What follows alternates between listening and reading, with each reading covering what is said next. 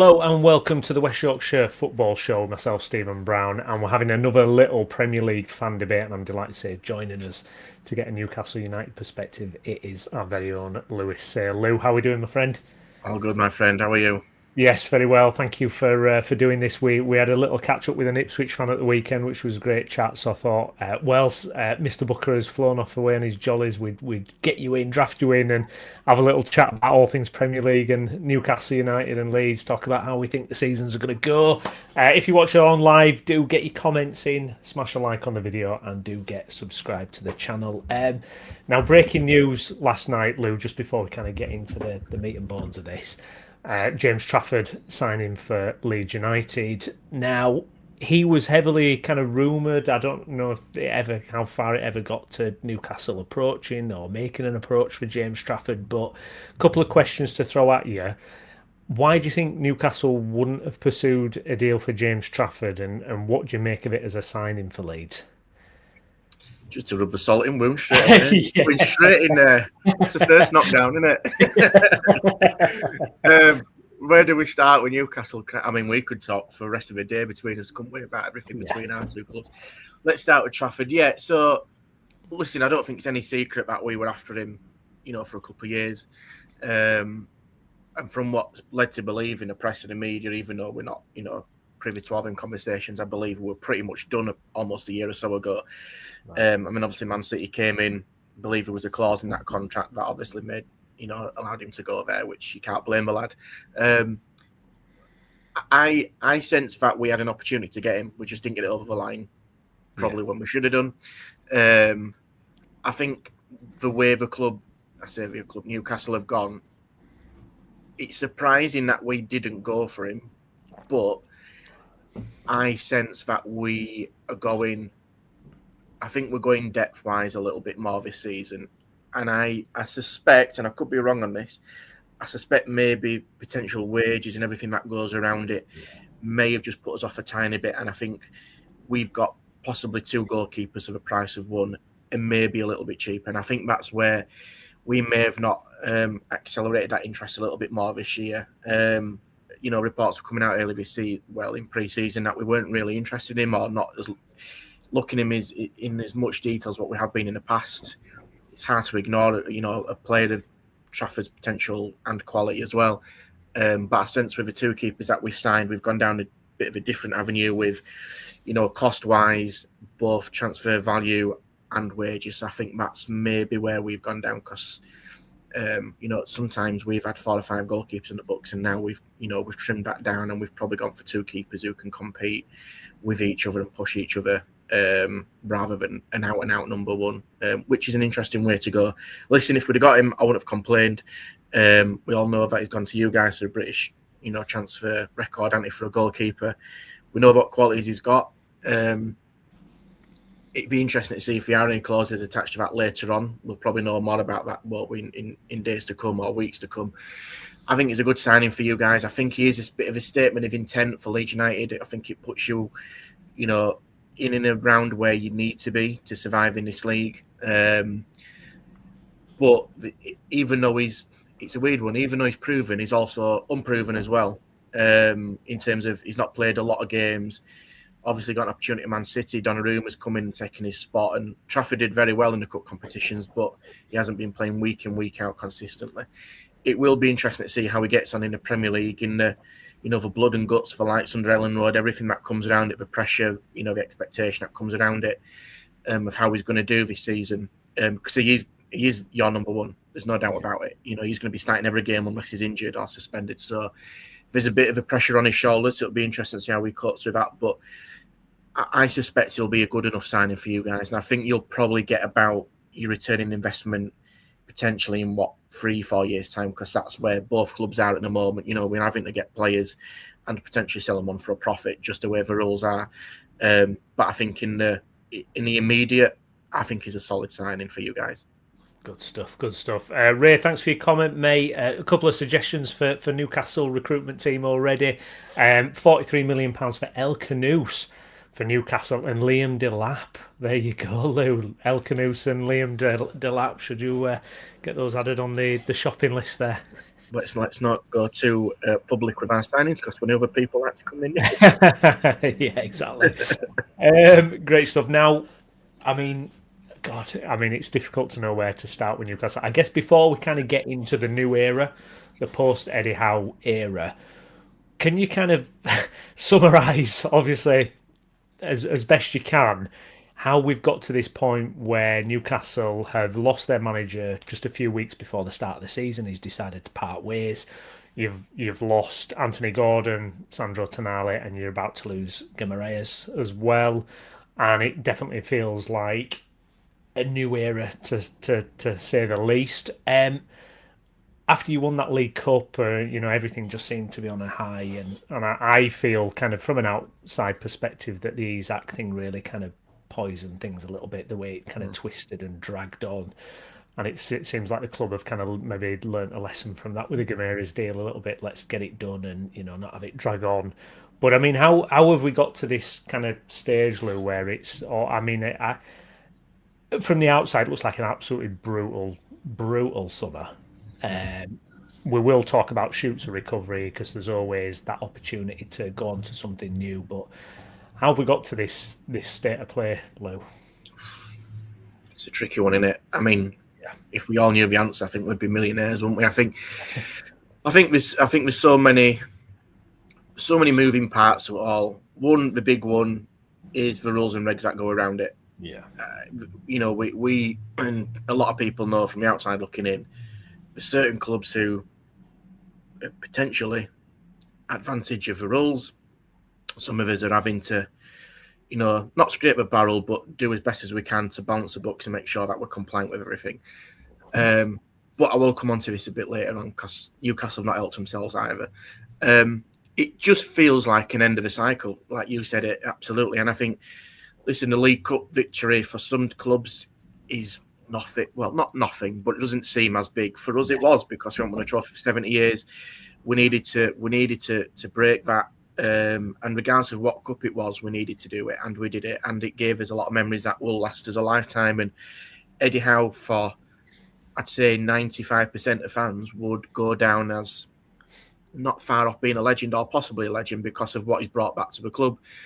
Some of those players and some of the nights that we've had under Eddie Howe were unbelievable. Some of that, for me, go back to even the Keegan era and even to the fact that may have even been better because he brought that excitement, he brought that energy to the place, he brought players in that, come on to it, was still relatively improving and made him into, not far off being world class. So what he's given us was, a bit of a lifetime of memories, which is phenomenal. We talk about the League Cup win. When he took over, we were going down.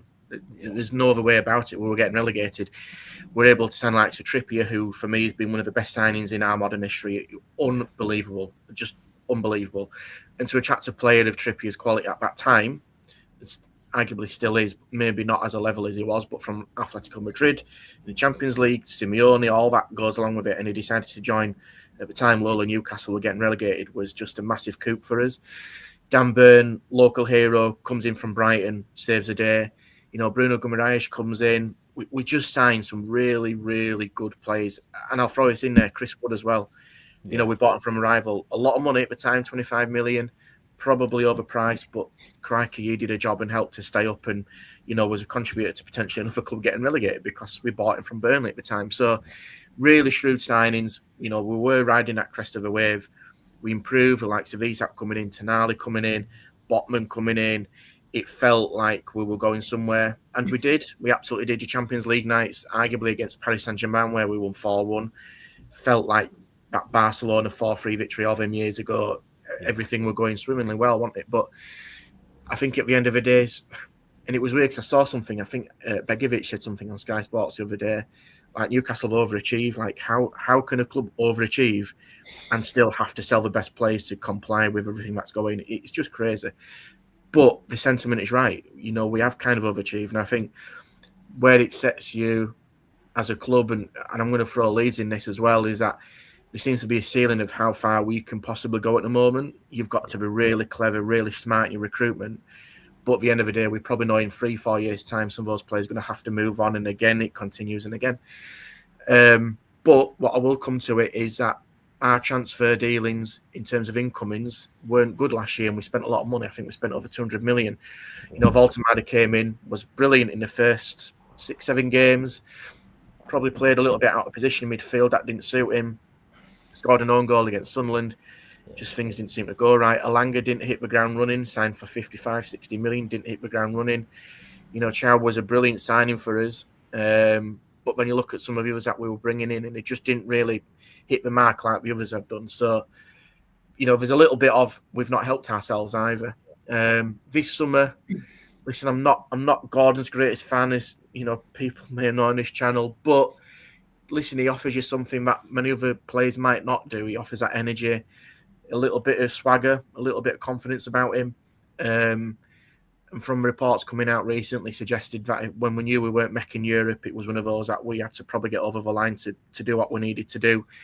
And it seemed a sensible one. I went to quite a few games last season, and especially towards the end of the last season when I were there, it was weird because people were grumbling about Eddie Howe, but not wanting to grumble about him. And I was kind of understanding where the sentiment was coming from. And those are from regular season ticket holders, those that will go week in, week out, where in-game management wasn't great. Players weren't playing as what they should be doing, but we didn't want to criticise Eddie Howe because of what he's done before. So it was a really weird atmosphere. So yeah, obviously Gordon went, which outside looking in, a lot of people going, "Oh, you can't lose somebody like Gordon." Well, actually, to be fair, he didn't really do a massive. I'm not saying he didn't do a massive amount. That's unfair. If there was one player that we could get some money for, Gordon would have probably been it. Listen, I was Tonali's greatest fan in terms of how he played the game. I loved him. But there is a little bit of a taint on that of how it's been gone, how it's been, come out potentially with De Zerbi's done what he's done, which leaves a bit of taste in your mouth. Was that the phone call on the last kind of day of the season? Like 10 minutes after full time. Oh, by the way, do you want to... Yeah. And who knows whether it's true, but, he pulled out of one game apparently, and De Zerbi's been in contact. I mean, just really, it's just like some of the league stuff, isn't it? So I think that leaves a bit of a bitter taste. But again, when you kind of take my rose tinted glass off about Tonali, he's had 6 or 7 really good months as a player. He obviously had the ban. We kept with him, we were loyal with him, we welcomed him back. He won a trophy with us, but we've got 100 million out of him, and he wasn't the same player as what we saw the season before. So when you look at that, is that a good deal? Probably is. 100 million, it's a good deal for us. The one that's going to hurt is Bruno. It really is. Listen, club captain, he's kind of lived and breathed Newcastle since he's joined. Relatively unproven when we bought him from Lyon, but he really took to the city, really took to the culture and the football and that kind of, bubble that Newcastle fans and we all live in up there. But I would have liked to get close to what we got Tonali. I think, weirdly enough, I think there's 2 parts to this again, where Arsenal are Arsenal at the moment, and they can, walk into a room, throw up that saloon door and going, right, we're going to offer this. You're going to accept it. Well, it doesn't always work like that. But then we've still got a very good deal for a very good player. He's worth a lot more to us than that reported 85 million. He's worth more than what Tonali's gone. But because Arsenal are being Arsenal and they can afford to do it, that sometimes compromises a deal, I think. So, listen, they've used their advantage perfectly well. It'll hurt us because he's a leader. Again, stuff that you see in the press and the media reports, apparently said his goodbyes, they were in tears.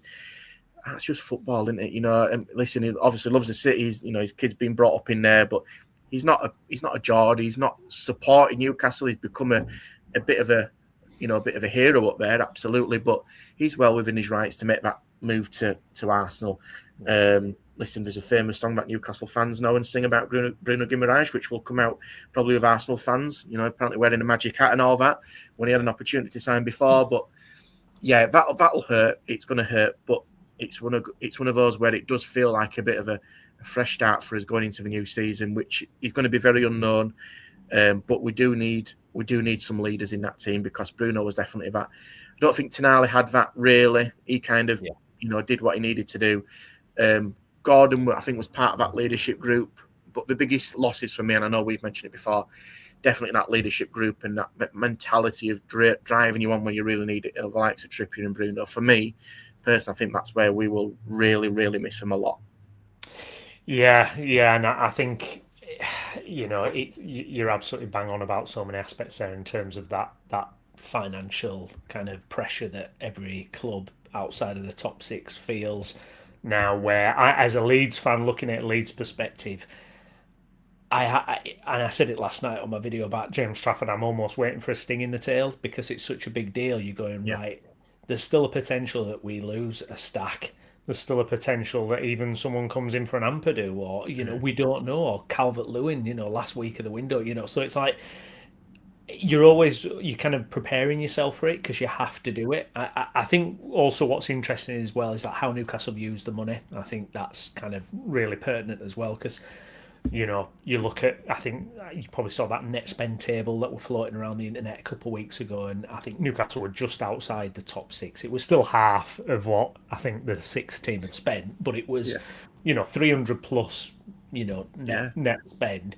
And then you had Villa, who were like second bottom and had like a positive net spend, which is bonkers. And your recruitment, I mean, more than ever now, we bang the drum for donkeys on this channel, but your recruitment, I mean, almost like Newcastle last season. What you said, if you have one bad summer of recruitment, if you don't quite hit the nail on the head, it can go horribly wrong. yeah, And teams in our positions, you have to kind of regenerate constantly, don't you? It's like Newcastle have lost Elliot Anderson. This is what the big six can do. They can just go right. Oh, we like that. We'll just take that. I mean, Man City signing Trafford last year and then dropping him. A game into the season and going out and getting Donnarumma. I mean, it's absolutely crazy. They operate in a different universe to the rest of the teams.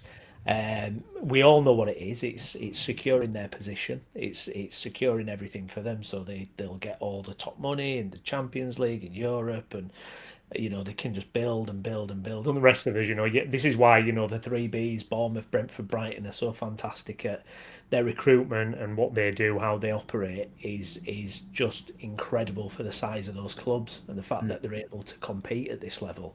But yeah, even with Leeds, it's exciting. We're signing James Trafford 40 million, but you do also know what ultimately you're going to do to break through that glass ceiling. I mean, Newcastle, you couldn't have richer owners, you couldn't have richer, you couldn't have more backing. And I guess that we thought it was going to be Man City 2.0 when they originally came in, but obviously the financial rules have taken that away. Yeah, sorry, mate, go on. No, you, again, nail on the head for me, and I think we're all battling to be the best of the rest, aren't we? Unfortunately, that's just the way it is. Until them rules potentially change, that's just how it is, and it sucks. And we've got to just live with it, which isn't easy to do as a fan because you want your club to be as successful as possible. But and I think it feels even more of a distance between us and them, between us all. And I hate to say it to any Leeds fans and yourselves, but listen, having been through it, you're going to have to sell your best players and churn over that recruitment and get the players in. And listen, we all say that recruitment, you live and die by it, don't you? But I think it's even more so important now. And, we've had people at the top where, when Eddie Howe came in, we had Dan Ashworth. Obviously, he left and went to Man United, and that didn't work out well. We had Paul Mitchell, who's come in, been and gone. We've got Ross Wilson now, who's kind of spearheading that recruitment for us. But, we talk about Elliot Anderson. I don't know if it's true or not, allegedly, but like the planet we didn't have any selling clause with Elliot Anderson. Like what? We knew when Elliot Anderson were with us that he was going to be a top player, and we knew that for a long time. And we sent him on loan to Bristol Rovers. He had a wow of a season there. We got him back. He started to play a few games without really breaking into the first team, like starting 11, but he was in there around it. I mean, he was just coming into his own, and obviously we had to sell him. Not forgetting at that same time, people might know him at Brighton, Minter as well, the winger. We bought him. He went on loan for a season, I believe out to Feyenoord, didn't play a first team game for us, came back and we had to sell him for PSR reasons. And that was how eventually we avoided a points deduction by getting rid of Anderson and Minter. Now, arguably, both of those players start week in, week out for you now. It'll probably start from many a team in the Premier League week in, week out. And we've seen Anderson go for, upwards of 115 million or whatever. And we've got potentially no sell-on clause. It's just crazy. So, listen, like I said, we can blame the rules and we can moan about it and we can, shake a fist at it. But sometimes you've got to help yourself out of it. And we've not done that. But I agree. And it's unfortunate because that's the situation we're all in. it's funny when you were talking to me about Stack. Is he a Newcastle signing? Because you're already looking over your shoulder, thinking, what if? And you're almost battling between yourselves. And we could go in for him, and another club like Chelsea or whoever could come in with 65, 70 million, just outdo you. But that's just the way it is. And it hurts. It hurts. You see some deals get over the line for other clubs, and you're just thinking, wow, how can that happen? But it's just the way of the world at the moment. And we've just got to live with it, unfortunately. We've just got to, like I say, we are literally the best of the rest, which is difficult. Well, we come from the era as well where it's like, your club legends or your players, it'd be 500 appearances, the clock up, they're there for 10 years. That's what I certainly grew up. I remember the Lucas Radebys and all those type of players, and now it's very much for us. It's player trading. You might have them for 2 years, 3 years if you're lucky. Dude, thanks for your comment, mate. Newcastle will end up selling Miley to a Big Six team for 100 million. Cheers, dude. Yeah, just put me in a good mood there.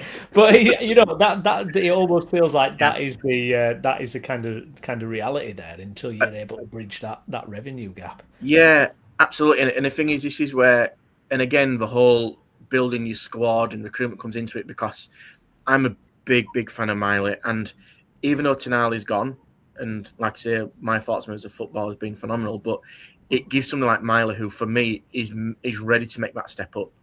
Yeah. He's got a long way to go, but he could be a top player. He was playing against like the Paris Saint-Germain in Champions League at 17 years old, and Howe was confident enough to put him in there. Now, Howe, within reason, sometimes wasn't always one to put the young kids in, but he saw something in Miley. Miley's got it.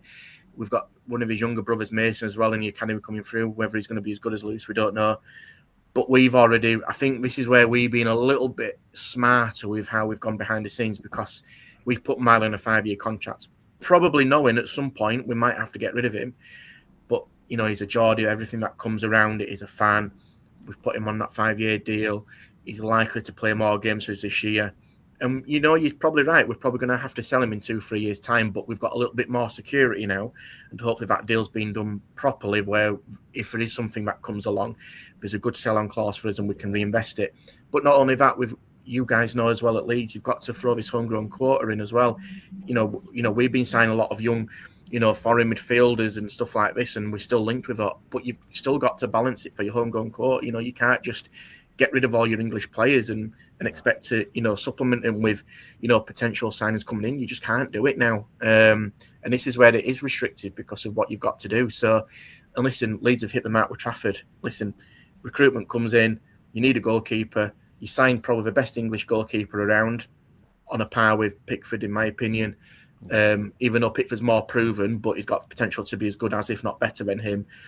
He's English, he's young, he ticks all the boxes for you guys. So, yeah, you are really looking at your recruitment team to almost be ahead of the game in terms of where you are as well. In terms of managers and coaches, your recruitment team have got to be, not only a step ahead of you, you've got to be 2-3 steps ahead. You're looking in terms of homegrown quota. Have they been trained? Have they citizens in the UK? All that kind of stuff comes into it now that, in our day, Browney, sounding like we're old, but we're not. But, you're looking at going, you could pretty much buy what you wanted and it wouldn't matter. And now you go in, does he tick that box? Does he tick that box? It's a headache, isn't it? You need a psychology, a degree in whatever to just get a player in now. It's crazy, isn't it? I know it's absolutely bonkers. It's so many restrictions and rules and eligibility. It's absolutely crazy. Speaking then about kind of green shoots of recovery, and a new manager was announced officially, but he'd been there kind of in the background. He'd been taking training sessions, and I think his name came up like half an hour after the Howe kind of announcement had come out. Matthias, I'm going to say Geisel? Matthias Geisler. I like that. Yeah, I did look at the pronunciation earlier as well. I still he's come in. Very interesting, because at first, probably a lot of people were just thinking, let me just mute that. Probably a lot of people were thinking, who is this guy? Where's he come from? What's going on? But the more you kind of look into his background, it could be an exciting appointment for Newcastle. I was looking at, he's kind of influenced by that kind of a bit of Red Bull influence there. Now it does say in my notes he was influenced a little bit by Thomas Tuchel as well. So after the summer, I don't want to alarm Can't you, wait. but yeah. But he feels a very kind of modern coach. It's all about high pressing, intensity. I know there's a couple of videos flying around socials where he's kind of working the players Yeah. hard. Is that the kind of appointment you would have expected from the club? Are you happy with it? Are you kind of excited by it? Where do you stand on that sounding there? First of all, I had zero idea of him, I'll be honest. And I like my football. We all like our football. I'd like to think I know a fair bit of it, but I was surprised by it because I'm a bit like who. I can't pretend we knew of him, really. But like I say, once his name comes out and you start to realise it's it pretty much nailed on, he's going to be, you start digging around, doing all your research, watching Austrian YouTube channels and whatever, and finding out what he's like. And it's weird because we still don't know what we're going to get. But weirdly enough, I'm quite excited by it because it's something a little bit different. It's kind of going into the unknown, so there is that absolute apprehension where you're thinking we could end up with anything here. We've no real, clarity on it. But what I will say is where he's been, he's won stuff, which is a bonus, regardless of whatever kind of competition or country or whatever we're going to talk about it. He's won stuff, so he knows how to win games, which is a big thing. And listen, for those of you watching, listening, I'm under no illusions the Premier League is a completely different beast, and it will, I think, surprise him in a lot because it's all right being in the Austrian Bundesliga and the Saudi competitions winning stuff, but it's a different beast. But what I will say is, from everything that we're reading and what we're seeing about him and researching and stuff, that he has a very particular way. But what excites, I think, Newcastle fans a little bit more is that he seems to be a bit more flexible with his in-game management, which is where I think we struggled a fair bit in recent months. And listen, it's hard to criticise anyhow, like I mentioned earlier, but it felt like it was getting to the point where it was getting a little bit tired, a little bit stale, a little bit of, if plan A doesn't work, we're just going to try and make plan A a little bit better. And nowadays, that doesn't always work. And what we're seeing with Eisler is that where he was in Salzburg, he had a particular way where he plays quite a wide and I'm getting quite tactical here, but this is where I've tried to work out what he's been doing. He tries to play quite wide centre-backs as a two, but his two full-backs are integral to what he wants to do, which comes on to a point where we've got Lewis Hall now, depending what happens with him, but I've said to you guys in our chats that for me, Lewis Hall was probably the standout player for us last season. He was unbelievable. We need to keep hold of him as much as we can to basically play in the favour of what Eisler wants to do. We've got Livramento, who again is a top fullback, but he has his injury issues, which we know about. So I think we know that fullback is a priority for us to get sorted if this is the way he wants to go. He plays quite a narrow 2 or 3 in the middle, either with one pivot or a double pivot, but then he usually plays with 2 centre forwards, which is quite interesting, but they're very high press. Now, obviously knows Voltemada. Voltemada's game is not to press high. No. He couldn't really do it too much in-house style, but he knows Eisler, obviously, from Germany and the way his teams have played, and it seems to look like he might be involved a fair bit more.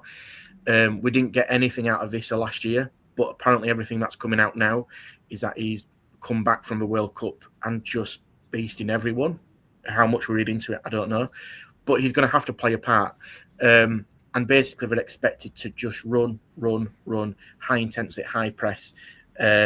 Something I read again yesterday, whether we believe it or not, and you hear all these stats, don't you? But apparently we're saying that the sprint intensity in training has been highest in the past couple of days, and it has been in the past 4 years.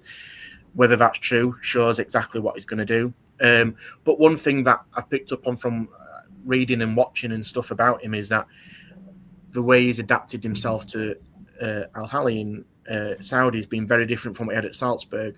He was, he had the likes of Ivan Toney, had the likes of Mahrez, where he adapted based on the players that were provided with him, which is good for us because it's likely, or it's seemingly likely, that Ross Wilson's doing a lot of recruitment and bringing the likes of Torre on the wing.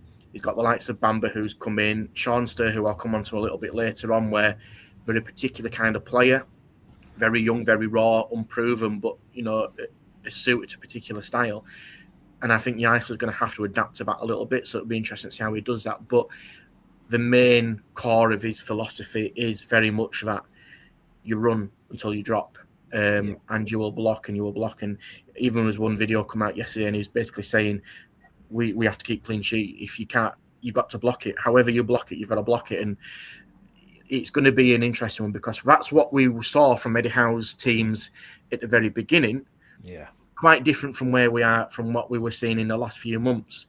So it's almost going back to a little bit of that with maybe his little tweaks on it.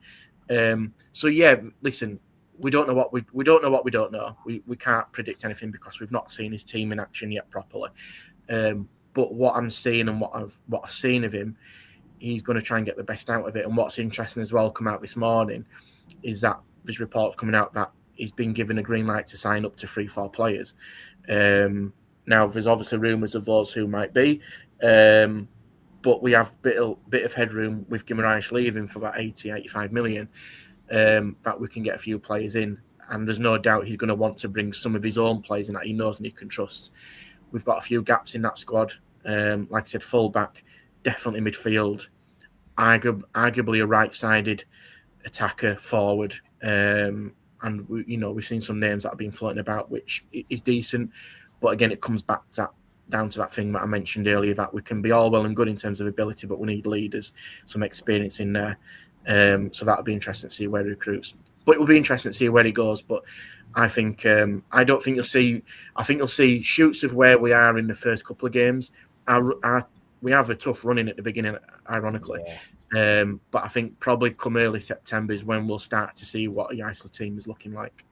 Yeah, it's going to be fascinating. It sounds, everything that you've said there, very much the modern day young coach as well. Iriola, you could say a lot of that about someone like Iriola. And it is always fascinating with those kind of high intensity coaches, kind of how long they're able to kind of keep that going at a club for. I think Iriola's clever with it. He only has short spells at clubs as well, which I think works really well. Classic for Leeds was Bielsa. 2-3 years into it just gets harder unless you kind of turn over the squad to keep it going. In terms of incomings, then, I mean, you should have a lot of rope, shouldn't you? There should be a lot of money left in the bank to be able to go at it with all the sales there.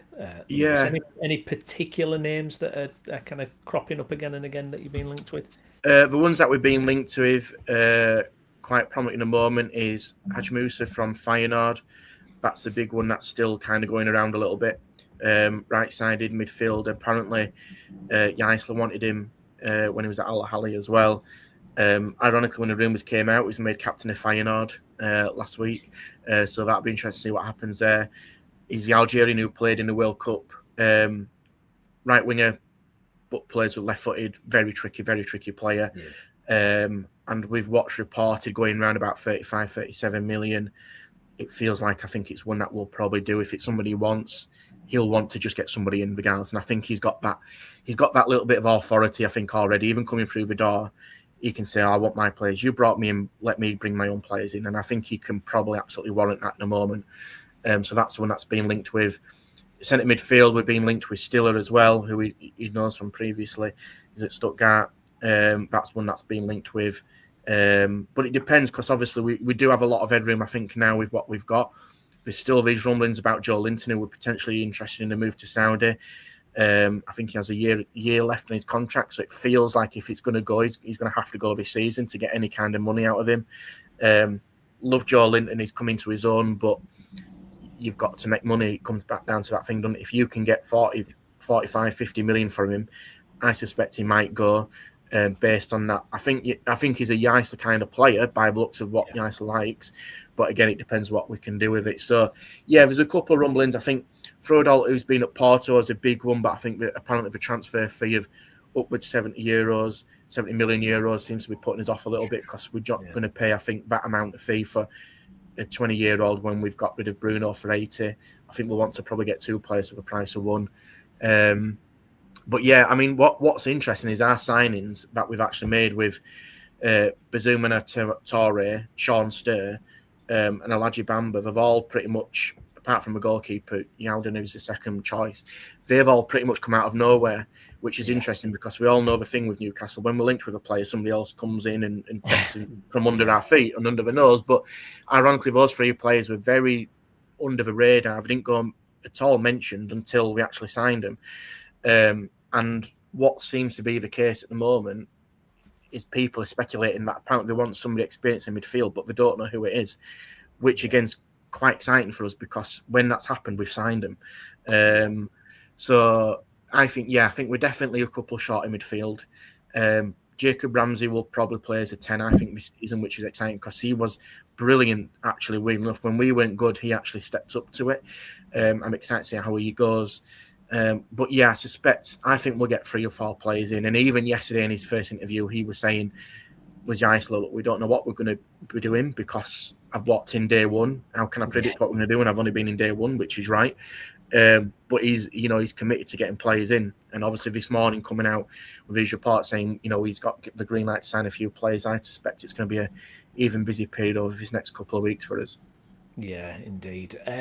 You mentioned in previous as well, Lewis Hall and how vital he is. And I mean, the Manchester United link, that's kind of been ongoing there a little bit. But I mean, they would have to pay an absolute fortune, I would suspect, to prize him away. I mean, he's a crown jewel, isn't he? And after the summer you've had, he's the last player you want to see leave, really. Yeah, absolutely. And I think, like I mentioned earlier, he plays into this system that United wants to play with, attacking wing backs and really going for it and covering every inch of that grass. And Lewis Hall is so deceptive because you look at him and he doesn't really look too much of a quality footballer, weird enough. He's got that vibe about him where you're thinking, is he that good? But we watched him last year and it's weird, innit? Because you'll know as well when you watch Leeds that you watch certain players at games on the TV and then you watch them live and they're even better live, aren't they? Yeah. And I watched Lewis Hall last year and it's the first time I properly watched him and he was just unbelievable. His range of passing, his coverage of it, and his reading of the game was just on a different level. And the weird thing is with Hall is that even though he's come from Chelsea, his family are all Newcastle fans. He's been a Newcastle fan, which might work in your favour a tiny bit. I'm clinging on to any kind of hope. Mm-hmm. If he was to go, we are talking, in my opinion, Tonali value. And for some people, will be looking at me going, that don't make sense. It does to us because a good left back is like rocking horse poo. Let's be honest. And for us to get somebody who is English, homegrown, ticks that box, who's young enough, got the potential. He's not only got even more potential, but he's at a level now where I thought he should have been in England squad. Slightly biased, but I thought he would have definitely been in there. He's probably arguably the most difficult one to replace.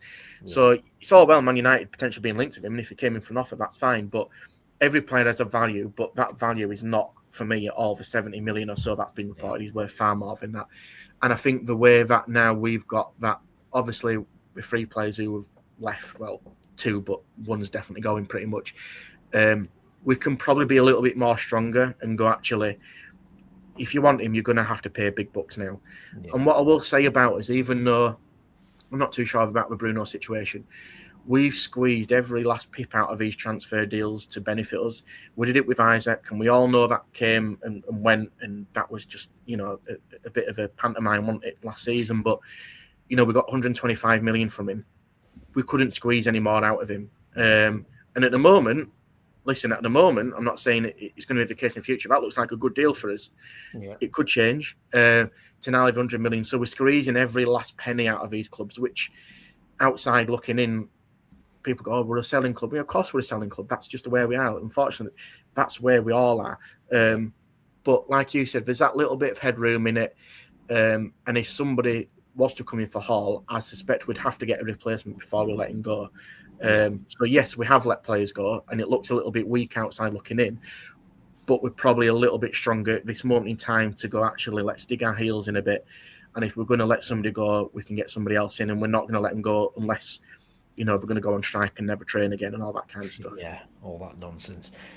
All things considered then, Lou, might be difficult to gauge this, but what would be your prediction for Newcastle this season? I mean, it really feels that if it clicks, who knows? Sky's the limit. But obviously the other side of it is potentially not. I mean, it's so hard, isn't it? Because it really is a step into the unknown. But what's Yeah. your gut saying about the season coming up?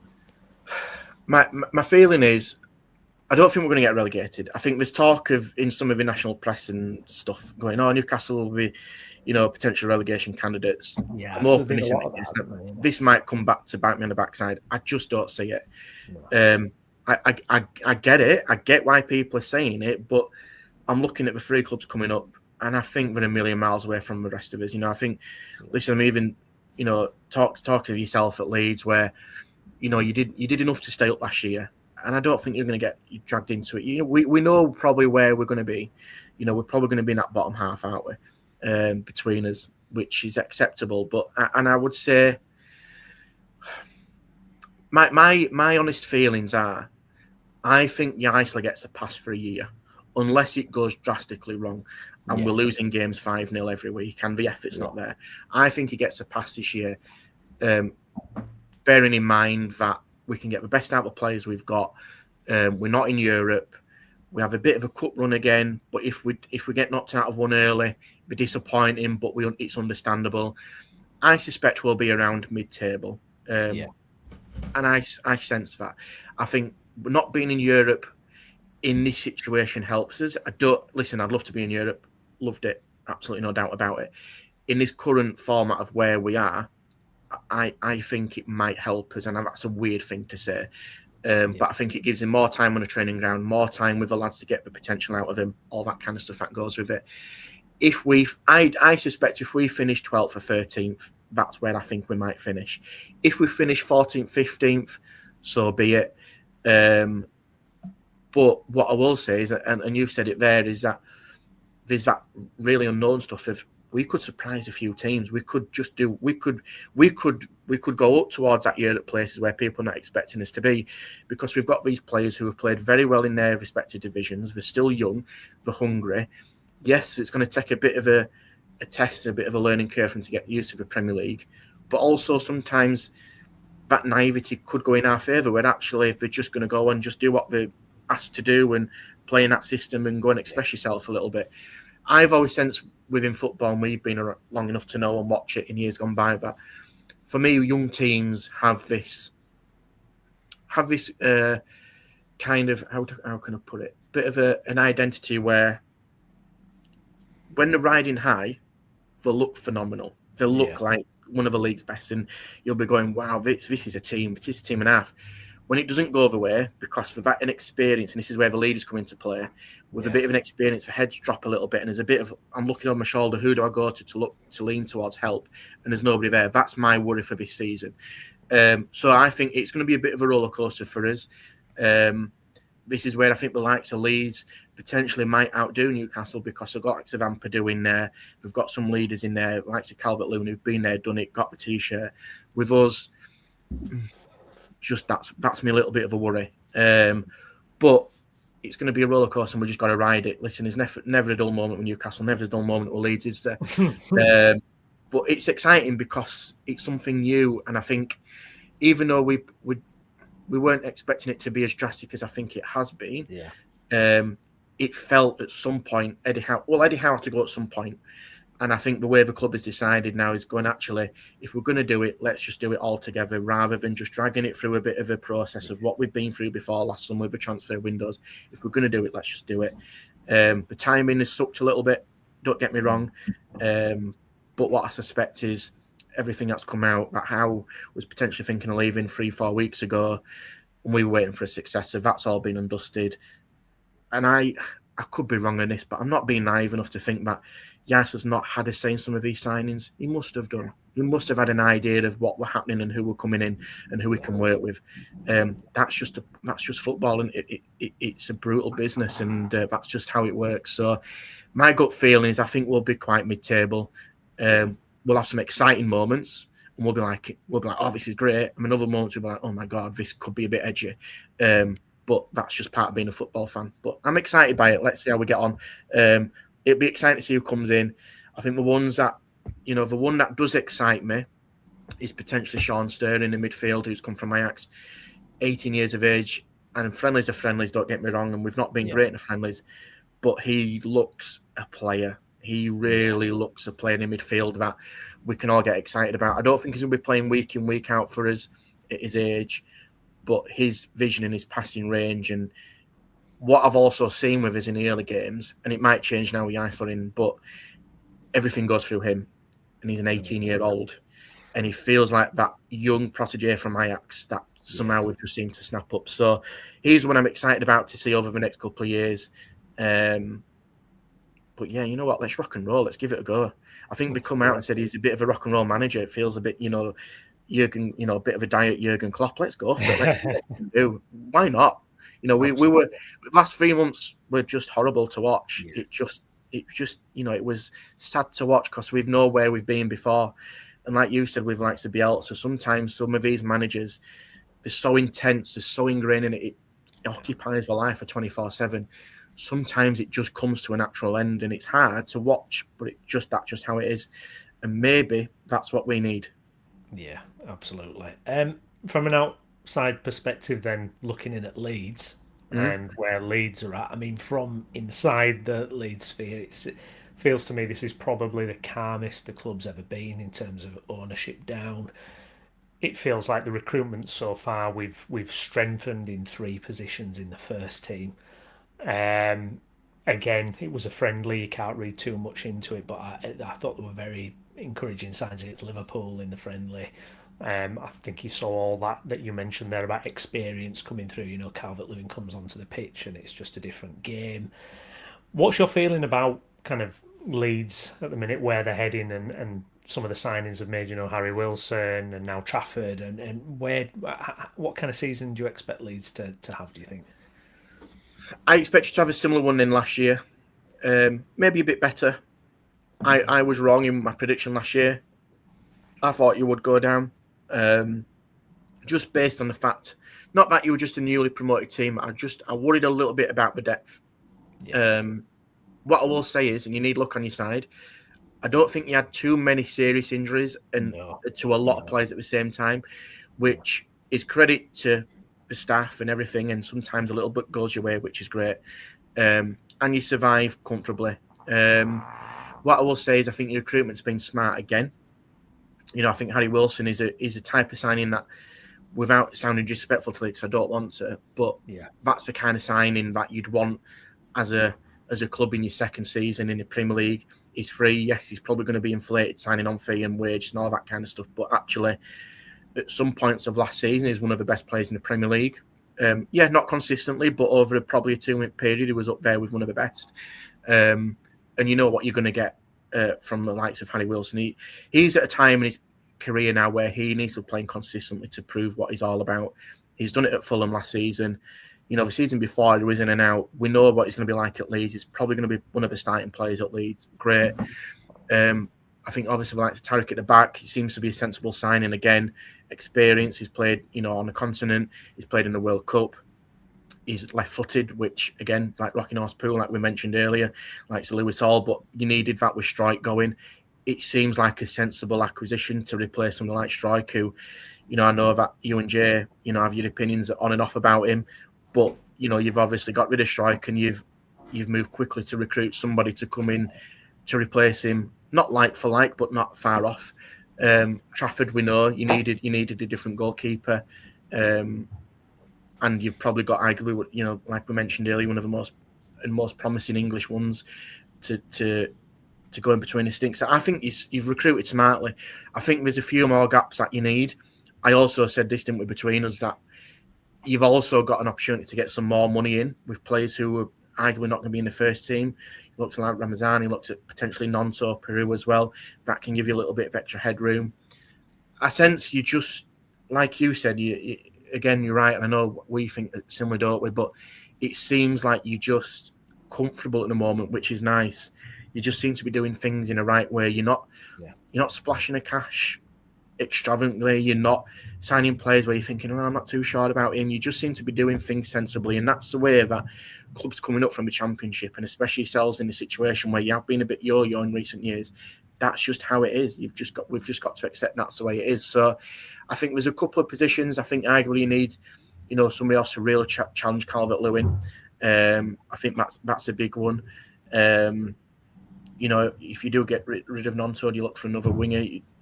Longstaff is solid enough, and I know he's impressed you guys in pre-season, and he'll probably be okay for you this season. But again, future-proofing that centre midfield is probably something you need to look at as well. Obviously, Goodmanson getting injured is a massive blow, I think, for you guys. That's going to be one I think you need to replace. And listen, I know that you got the likes of James Justin in there, but I think a recognised left-back who's able to do what Goodmanson do is, I think, vital for you. Without being disrespectful to likes of Justin, it feels like he's a cover. He's not going to be playing week in, week out. So I think that's something that you probably need to look at.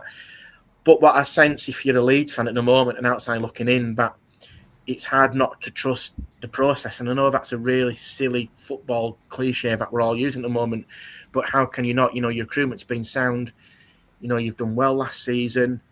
You were solid enough. You won your home games that you're expected to win, and plus a couple of others that you may have not been expected to win. You picked some results up away from home as well, which were crucial, which you need to survive in this league. So if you're a Leeds fan, yes, you always want more, and there's nothing wrong with that. But you've got to be really happy with where you are. Development's happening with the stadium, which will bring increased revenue into the ground as well. So if you slowly go about your business, you're going to be looking at a role model of like a Brighton and a Bournemouth, etc. That's realistically where a lot of teams have got to aspire to be. They've done it. They've gone through the hard yards and gone to where they are. Leeds have done the hard yards, and that's where you want to be as well, and be pushing for those European places. Listen, I think, I'm saying it's a Newcastle fan, Sunderland did remarkably well. I'd like to think it's a bit of a freak result. Yeah. I just don't see them doing that again. And listen, people will go back going, Sunderland did this and that, and that's fine, but that doesn't usually happen. It just doesn't usually happen now. So teams like that will be interesting to see how they go, because they have not recruited yet, really. They're in Europe with a squad that is done very well, but is going to be stretched to the absolute maximum next season. Whereas yourselves have got a nice going on. You've got some comfortable players in there who are Premier League standard. Farke's, done what many people didn't expect him to do and keep a team in the Premier League, and now he's proven a lot of his doubters wrong. Just seems to be a sensible football club at the moment, which, to be honest, is quite rare to see, isn't it? What is going on? We're in the twilight zone if Leeds are the sensible. Some kind of wider Premier League stuff then. Who wins the Premier League this year, Lou? Who do you think is going to get over the line? I just can't see past Arsenal at the moment. I just can't. Obviously, I know I'm saying it with Bruno going in there, but that midfield of Rice, Bruno, Zubimendi in there, that Zubimendi might be playing backup, but that's three in there that is really hard to budge in it, really. And I think Man City are going to be a really interesting with Enzo Maresca. I just don't know which way they're going to go. I just don't know. I think that's a real conundrum. Liverpool under Areola, I think, will do a bit better. I just don't. Depth-wise, I not worry about them. Crack, I don't worry about Liverpool. Sorry, Gaz. But I think they've got the quality, but I think they do need a few more in there. The defence, I think, for a title-winning side, when you compare it to the likes of Arsenal and to Man City, I think they're a step below. Obviously they've lost Kanate. Van Dijk's coming towards the twilight of his career, even though he's still an unbelievable player. He's not where he was. Robertson's obviously left. Can Kirker step up and do that on a consistent basis? Right back, still a bit of an issue for him. They're going to be up there, no doubt about it, but I think they need a better defence to win the title. I'm not saying they're going to win it, and I said it between us. I think a dark horse is Chelsea, and the only reason why I'm saying it is because I think they've recruited well. I think Rodgers is a great signing for him, a really good signing. I think Lequara as centre-back is exactly the kind of player Liverpool should have got. Yeah. Chelsea not in Europe. Yes, it's a new manager, Alonso, and he's obviously left Real Madrid on a little bit of a cloud, and he did what he did in Leverkusen, and that doesn't guarantee him success. I just think Alonso will get a little bit more out of him. Like I say, I'm not saying they're going to be champions, but I think they're going to push Arsenal close. I think we'll get the best out of them. I think the signing of Welbeck is a masterstroke because we've all said they need experience. He's a Premier League proven player. He was arguably Brighton's one of the better players last season, scoring goals for fun still at his age. He's experienced, he knows it. Henderson going in there is a leader. He can play when he's needed. Like Lavia and Casado in there with Henderson is a very, very strong midfield for me. I just think we'll surprise a few teams. Man United will probably be a little bit more settled. They had a good season last season. Tielemans is a great signing, I think, for 35 million. Yeah. And I think that's gone under the radar a lot. Do I see him as a title winning side yet? No. I think Sesko will have a better year this season than he did last year. He started to come into his own. He's the one that I think many teams will have to watch out for. But I still think we're a couple of signings off from the likes of Arsenal. I just think the way that Arsenal are, the way they've built themselves, the intensity they are, and they've done it once, they can do it again. Yeah. It doesn't feel like it's going to be a dynasty, in my opinion, but it feels like this is a real opportunity for Arsenal to go back to back, which I know many of us don't really like. But if there's going to be a team that's going to push them close, for me, it will be Chelsea and Man City. But I do sense Arsenal are going to win it again. Yeah, it's going to be absolutely fascinating. I don't know. What do you think?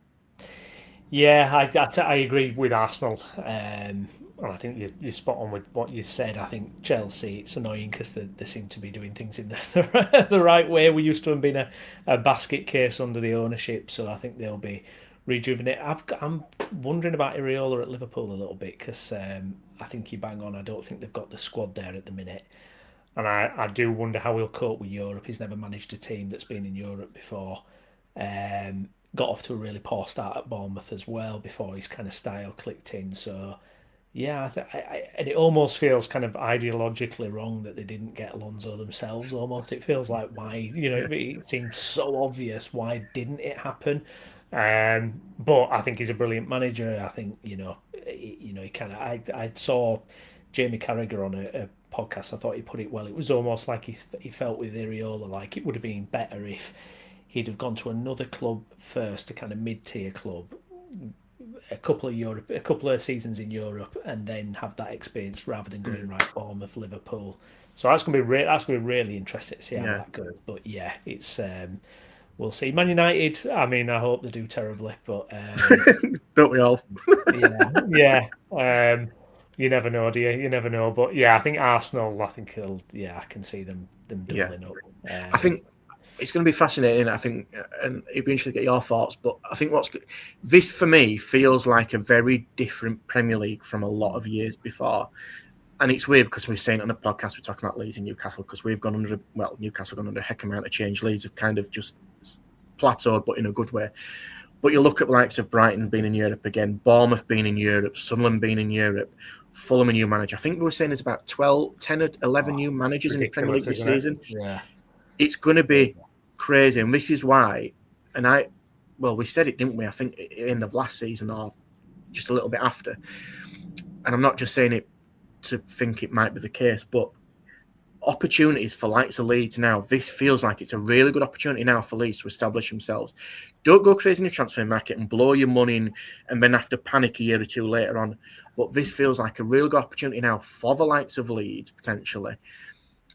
Going to throw the likes of Everton in there, which is weird for me to say, but for them to kind of do better than what they did last season, be better than the likes of Brighton and Bournemouth and Sunderland, etc., who've had an amazing season, and actually start to go, right, actually kind of, we've seen this new guard of the new clubs and all that kind of working about. Actually, it might be one for some of us to kind of get back to where we feel like we should be, because I think those teams in Europe are going to struggle. I don't think all of them are, but I think some of them will do because they just haven't got that depth and of new manager and all that kind of stuff and squads that are not used to it. It feels like it could be quite a turning point for some of these clubs. And have they reached their ceiling or do they go again? Because we know that the likes of Brighton and Bournemouth have been exceptional, but is this as far as they can go? Or do they go another step further that many people, including probably ourselves, are not expecting them to go? Whereas the likes of you guys, not being in Europe, you might have a really good cup run. Do you get to a final of the League Cup? Do you go and win the League Cup, for instance? That, for me, that's a good season. That's a very successful season because you won silverware and you're starting to break into that establishment of a Premier League and doing what you need to do. So I think it's going to be fascinating. I think the first month's going to be crazy. I just think it's going to be mental because I don't think, in terms of predicting results and stuff, I mean, literally flip a coin for some of these because we've no idea, do we? I think become October, November, we'll start to see where teams are around and about, because teams are going to be playing in Europe. Likes of you guys, us guys, Everton, etc., not going to be in Europe, are going to start to kind of get a bit of momentum in where we are. So I'm fascinated by it. I think it's going to be a really interesting watch. I think it's probably good for the Premier League to be a little bit like this, because we've seen sometimes it's been quite the same old. Listen, Tottenham can't be any worse than what they've been, can they either? So that's going to be a fascinating one. Even though I've not been massively convinced by this recruitment, but I mean, De Zerbi's come in like a wrecking ball, hasn't he? And waiting for a bomber of a signing and this, that, and the other. And listen, I think it's exciting from an entertainment perspective. I can't wait for it. Yeah, no, it is going to be absolutely fascinating. Yeah, Spurs are a funny one. Just want to flash this comment up from Michael, because I think he hits the nail on the head in terms of the spending. You know, Sunderland spent so much last year, and there's that key component when you're in Europe that you're capped at 75% rather than the 85% in the domestic league.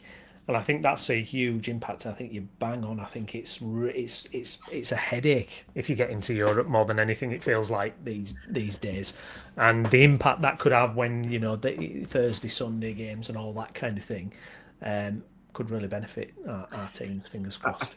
I think as well. I think I said this. I don't know if it was about you or it might have been us at the time when we were close to being in the Conference League. Yeah. And this is how crazy it is with the football world the mad world that we live in. I think I was saying I'd rather not be in the Conference League for that reason. Like, you should want to get into Europe. You should want to finish as high as you possibly can. But actually, it was probably more detrimental for us to potentially qualify for the Conference League than it was to just being domestic only, which is mind-blowing. Like, how are we as football fans wanting that to happen? That should never even be the case, should it? But it comes to the point, what happens if you guys now have a real good season, right? And you're right on the cusp of a Conference League, but you're not convinced whether you're going to be there or thereabouts. Say, for instance, you do like a Sunderland. Where does your head go at then? Does that go as, this is a great season? Because on the paper, it absolutely is a great season to get into Europe, no doubt about it. But then does that affect you the year after? Exactly. Absolutely. No, but absolutely bang on. It's another one of those modern day parts of football where you're like, we shouldn't be having to worry about this and consider football in this way. It's crazy, isn't it? Absolutely crazy. You should just be able to want the best for your club, they achieve the best they can, and be, you know, not worried about, oh, it means we're gonna have to sell, you know, our best player in the summer to break even. Yeah, it's absolutely crazy. Good stuff. Right, well, we'll leave it there. Thank you to everyone who's watched along. Please do smash a like on the video, get subscribed to the channel. We'll be having plenty more Premier League chat ongoing through the season, and keep an eye out on the channel for other bits and pieces as well. Lewis, thank you so much for taking time out today to join me on the channel. Really appreciate it. Catch up, mate. Yeah, absolutely. And we will see you again soon. Enjoy the rest of your day. Take care. Bye-bye.